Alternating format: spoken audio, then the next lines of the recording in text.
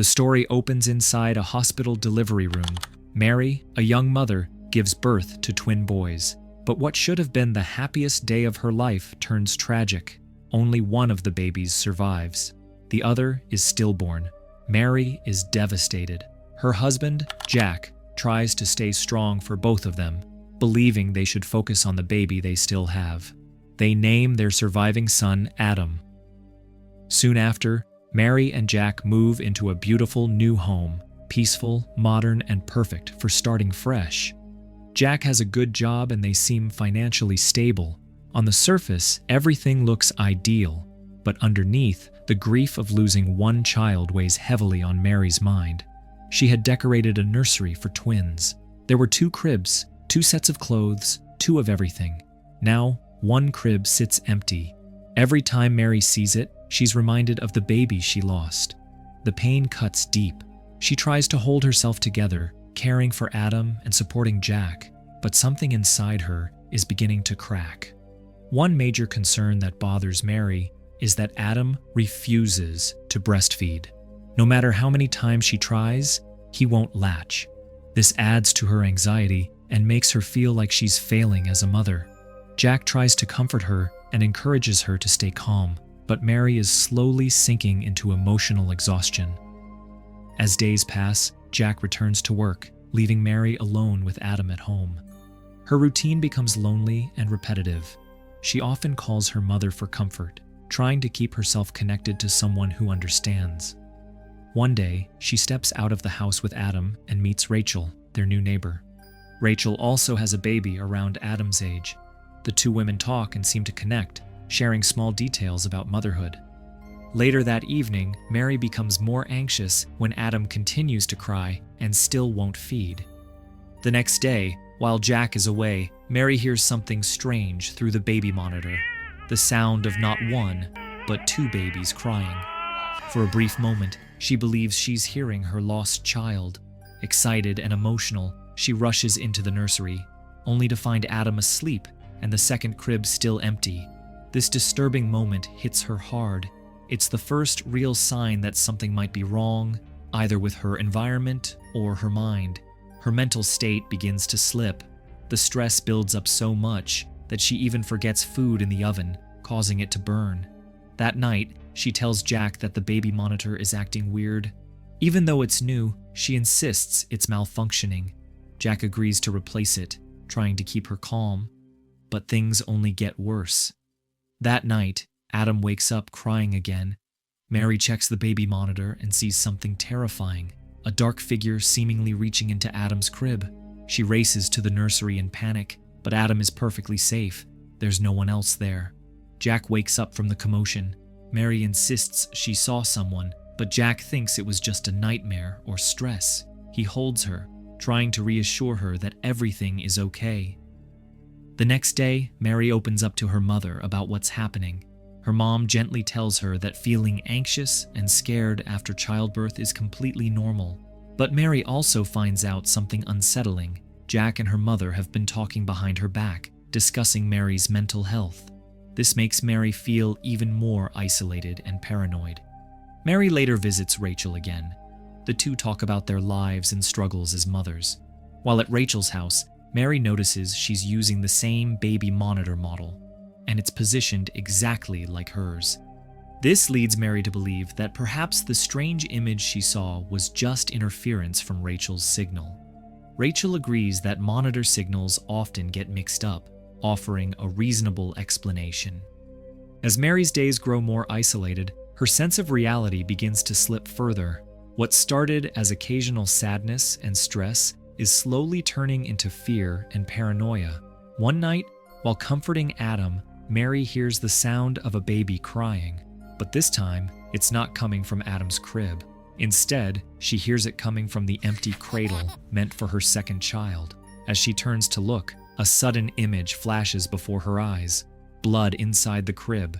Terrified, she spins around, but nothing is there. It was just her imagination. Or was it? By now, Jack begins to notice changes in Mary's behavior. She seems distant, anxious, and emotionally fragile. Concerned for her well-being, he takes her to a doctor. The doctor explains that losing a child can trigger deep psychological trauma, especially in new mothers. He suspects that Mary may be suffering from postpartum depression or even postpartum psychosis. Jack listens carefully and asks the doctor privately if hallucinations or nightmares are possible symptoms.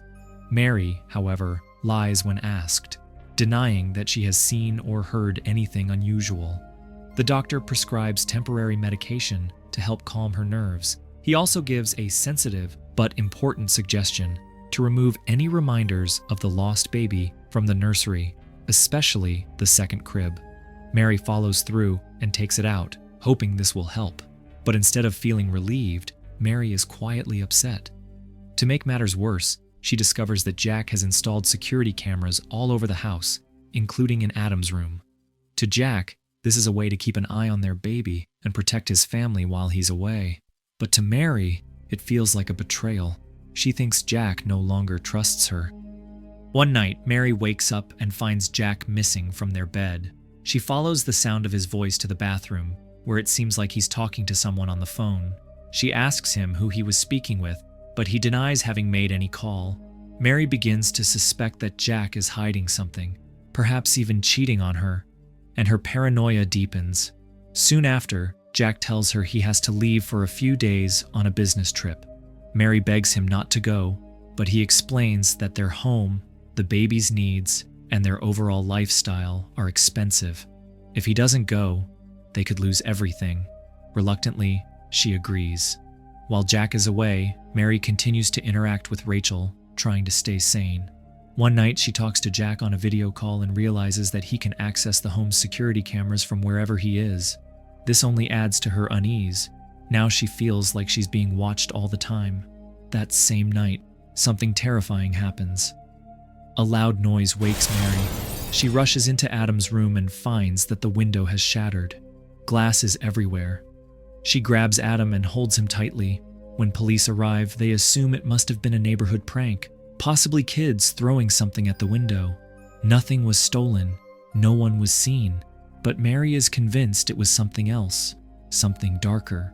One of the officers who shows up happens to live nearby. He tells Mary that if she ever needs anything, she can call him any time. But Mary is too shaken to respond properly. That night, the fear of losing Adam creeps in deeper than ever. The next day, Mary visits Rachel again, but later that night, she replays the footage from the nursery camera over and over.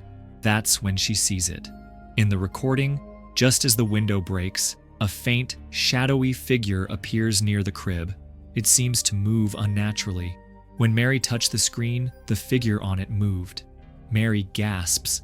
She now believes without a doubt, someone or something is trying to take her baby, and it won't stop until it gets what it came for. Mary couldn't shake the feeling that something was seriously wrong. In her growing paranoia, she began researching strange cases online. That's when she noticed something chilling. Her son Adam had a birthmark on his foot, similar to the ones described in disturbing stories she found. Multiple mothers had shared accounts of their babies being targeted or even taken by a dark force. One woman even claimed that a demon had stolen her child. Later that night, a thunderstorm rolled in. As the rain poured outside, the house was suddenly plunged into darkness. The power had gone out.